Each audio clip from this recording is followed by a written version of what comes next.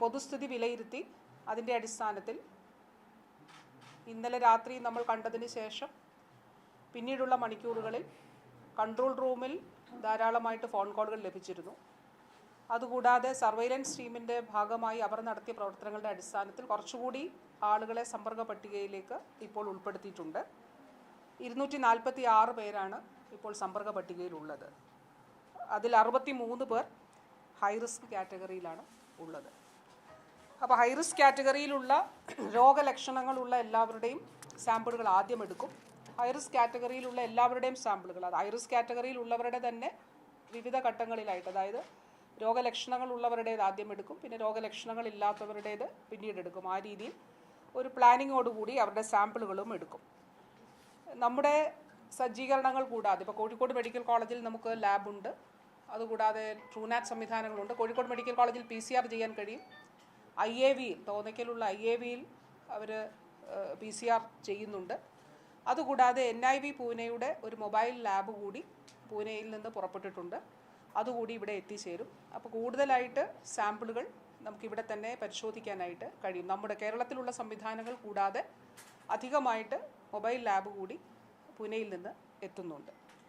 ഇതുകൂടാതെ ഇന്ന് നമ്മൾ തീരുമാനിച്ചിട്ടുള്ള കാര്യം,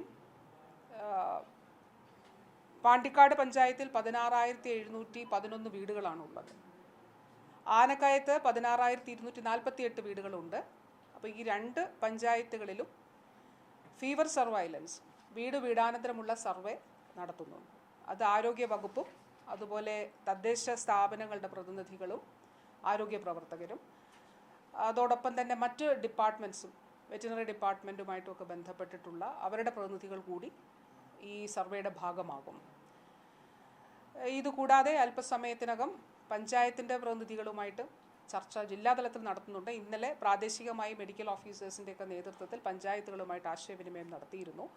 അപ്പോൾ പൂർണ്ണമായിട്ട് ഐസൊലേഷനിലുള്ള കുടുംബങ്ങൾക്ക് അവർക്ക് പുറത്ത് ഇറങ്ങി കടകളിൽ പോയി സാധനം വാങ്ങിക്കാനായിട്ട് കഴിയുകയില്ല. അപ്പോൾ അവർക്ക് ആവശ്യമായിട്ടുള്ള ആഹാര സാധനങ്ങളോ അല്ലെങ്കിൽ മറ്റു മരുന്നോ ഒക്കെ വാങ്ങിച്ചു കൊടുക്കുന്നതിന് വേണ്ടിയിട്ടുള്ള വോളണ്ടിയേഴ്സിനെ പഞ്ചായത്ത് തലത്തിൽ ക്രമീകരിച്ചിട്ടുണ്ട്.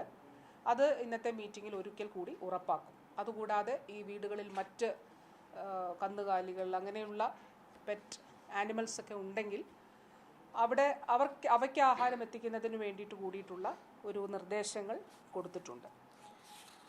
ഇത് ഇന്നലെ രാത്രി വൈകി അതിന് മുൻപും നമ്മൾ കണ്ടതിന് ശേഷം ഈ പഞ്ചായത്തുകളിൽ അനൗൺസ്മെൻറ്റ്സ് നടത്തിയിരുന്നു. അപ്പോൾ ജില്ലാ ഭരണകൂടത്തിൻ്റെതായിട്ടുള്ള നിർദ്ദേശങ്ങൾ വിദ്യാഭ്യാസ സ്ഥാപനങ്ങളുമായി ബന്ധപ്പെട്ടും അതോടൊപ്പം തന്നെ ആൾക്കൂട്ടം നിയന്ത്രിക്കുന്നതുമായി ബന്ധപ്പെട്ടും ഉണ്ടായിട്ടുണ്ട്. ജില്ലാ കളക്ടറുടെ ഉത്തരവ് പുറത്തു വന്നിട്ടുണ്ട്. അതുകൂടാതെ ജില്ലാ പോലീസ് മേധാവി ഈ പ്രദേശങ്ങളിൽ പട്രോളിംഗ് ഏർപ്പെടുത്തിയിട്ടുണ്ട്.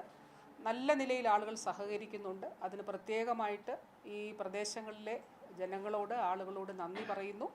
തുടർന്ന് നമുക്ക് ഈ ഒരു നിപ്പയെ ഒരുമിച്ച് ശക്തമായി വിജയകരമായി നമുക്ക് നേരിടേണ്ടതായിട്ടുണ്ട്.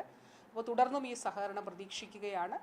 നല്ല നിലയിൽ തന്നെ ആളുകൾ ഈ ഒരു നമ്മുടെ പ്രവർത്തനങ്ങളോട് ഈ പ്രദേശങ്ങളിൽ പ്രതികരിച്ചിട്ടുണ്ട്. അപ്പോൾ റൂട്ട് മാപ്പ് പ്രസിദ്ധീകരിച്ചതിൻ്റെ അടിസ്ഥാനത്തിൽ കുറച്ച് ആളുകൾ വിളിക്കുന്നുണ്ട്. വിളിക്കുന്ന ആളുകൾ അതേ സമയത്ത് തന്നെയാണോ എന്നുള്ളത് കൂടി പരിശോധിക്കുന്നുണ്ട്. അതുകൂടാതെ ചികിത്സയ്ക്കെത്തിയ പ്രൈവറ്റ് ആശുപത്രികളിൽ അവിടുത്തെ CCTV ദൃശ്യങ്ങൾ കൂടി എടുക്കുന്നുണ്ട്. അപ്പോൾ CCTV ദൃശ്യങ്ങളിൽ നമുക്ക് ഏതെങ്കിലും തരത്തിൽ വിട്ടുപോയിട്ടുള്ള ആരെങ്കിലും ഉണ്ടോ, കോൺടാക്ട് ലിസ്റ്റിൽ ഇനിയും ഉൾപ്പെട്ടിട്ടില്ലാത്ത ആരെങ്കിലും ഉണ്ടോ എന്നുള്ള കാര്യങ്ങൾ കൂടി ഇതിൻ്റെ ഭാഗമായിട്ട് പരിശോധിക്കാനായിട്ട് കഴിയും.